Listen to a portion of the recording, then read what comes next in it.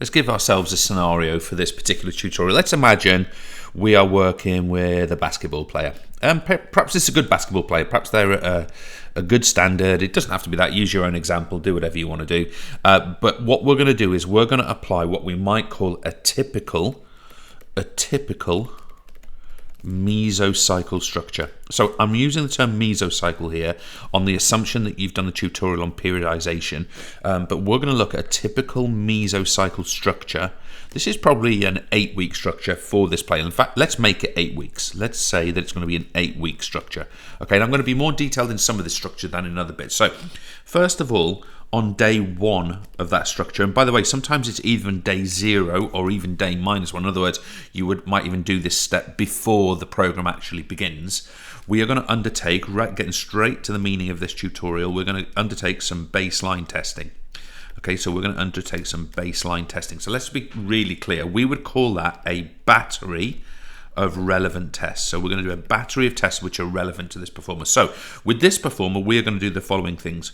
We are going to do skin fold calipers, which are there to measure subcutaneous fat levels or body composition. So we're going to do skin fold calipers. If you haven't seen these are like little pincers that measure how much fat's underneath the skin. We're also going to do a Wingate test. The Wingate test is an excellent measure of leg power. Okay, and it's body weight specific. So we're going to do a Wingate test. It's done on a cycloergometer.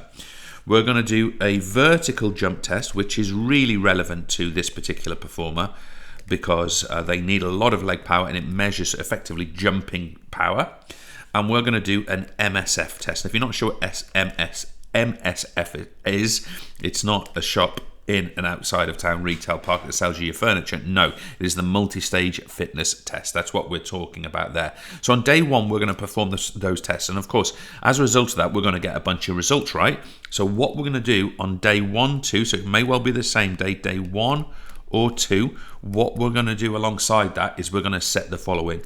We are going to set some kind of smart or smarter targets. Okay, we're going to set some smart targets. We're going to do the program design based on those results. We're going to do the program design, and crucially, we're going to have it signed off. So we're going to have a sign off, and that sign off is going to be by both athlete and coach, or athlete and trainer. And then in essence, folks, what we're going to then do is we're going to get to day 3, and again, this can all be done before the program if necessary, but day 3, training begins. Okay, so typically this is going to be our structure. Now I've said to you this is an 8 week, so we have not finished yet. We're then going to have the passage of quite a bit of time, and then what we're going to find here is that at week 3, okay, so we're effectively we're something between day 21 and day 28. At week 3, we are going to have a battery of midterm tests. Okay, so we are going to effectively redo that battery of midterm tests.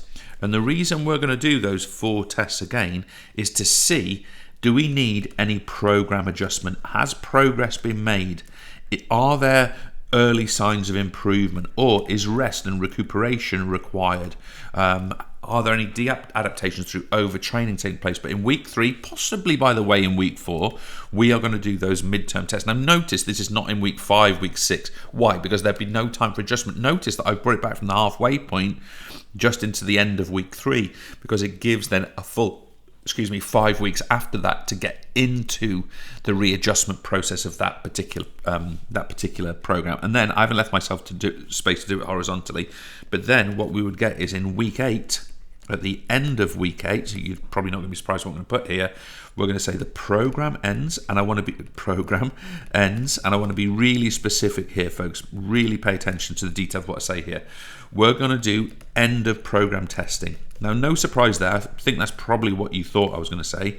But this point coming up, program, let me just write this down, testing, but this point coming up is a really critical one, okay?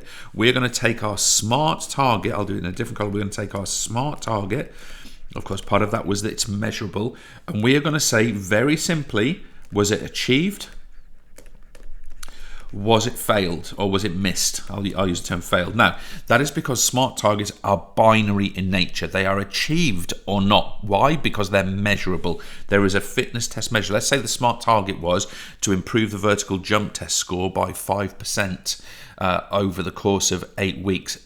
if this person's only made a 4% improvement, we know that that's been failed. It is a binary objective. Let me write the word objective. It is an objective measure of whether that fitness training program has been effective given the quality of the target that's been established. Now, that's all fine. We're talking about baseline testing here. So let's have a think about the importance of why do this? I've just said what its role is, the importance of baseline testing.